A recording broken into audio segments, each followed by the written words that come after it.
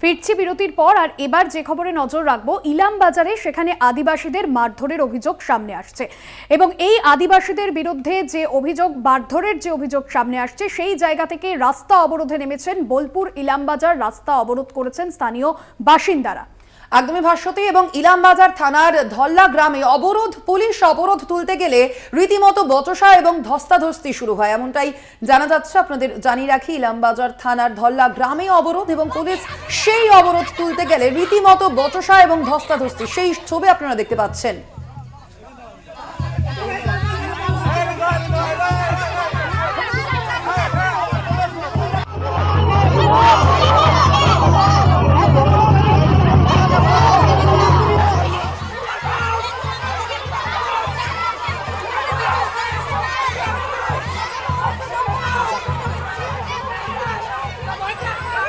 মনা বীরবংশী আমাদের প্রতিনিধি রয়েছেন ফোন লাইনে। মনা, ঠিক কোন জায়গা থেকে এই অবরোধ বিক্ষোভ চলছে? আদিবাসীদের মারধরের অভিযোগ, কার বিরুদ্ধে এই অভিযোগ সামনে আসছে? প্রশাসন কি বলছে, কি পরিস্থিতি এই মুহূর্তে?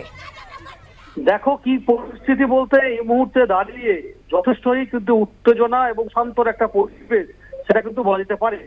আর যে অভিযোগ সামনে আসছে সেটা কিন্তু কার্যত বলা যায় যে বিস্ফোরক অভিযোগ। তার কারণ হচ্ছে 24-এর যে লোকসভা নির্বাচন গেছে, তারপর থেকেই গ্রামবাসীদের একটি মিথ্যা অপবাদ দিচ্ছে, যেটা গ্রামবাসীরা অভিযোগ করছে যে তারা নাকি ভোট দিয়েছে বিজেপিকে, তৃণমূলকে নাকি তারা ভোট দেয়নি।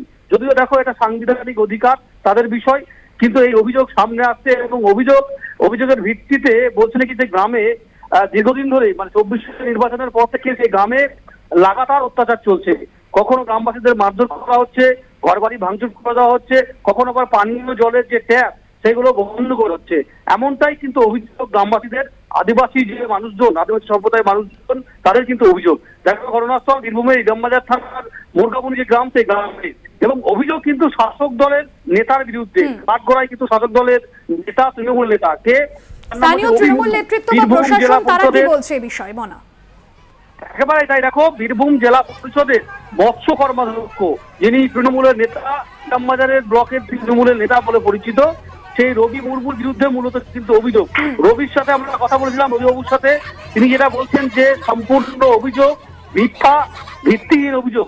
এটি বিজেপি পরিকল্পিতভাবে তার বিরুদ্ধে এ ধরনের অভিযুক্তদের বিরুদ্ধে এখনো কোনো ব্যবস্থা নেওয়া হয়েছে পুলিশের তরফে? দেখো, তারা বারবার করে অভিযোগ করছে, বিশেষ করে যেহেতু ইলামবাজার থানার অন্তর্গত মুরগাবনি গ্রাম, এবং তারা বারবার যেটা অভিযোগ সামনে নিয়ে আসছে যে তারা আক্রান্ত হচ্ছে এবং রবি মুর্মুর নেতৃত্বে নাকি মারধর করা হচ্ছে, গ্রামে অত্যাচার চালানো হচ্ছে।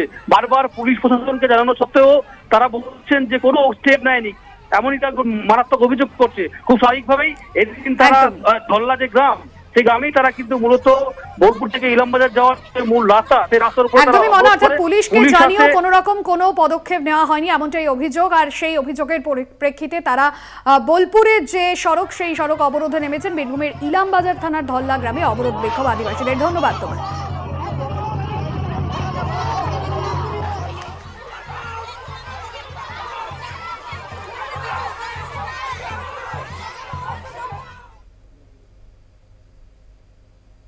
আরো বারোয় সময় এখন একটা বিরতির। ফিরছে আরো অন্যান্য খবর নিয়ে, সঙ্গে থাকুন।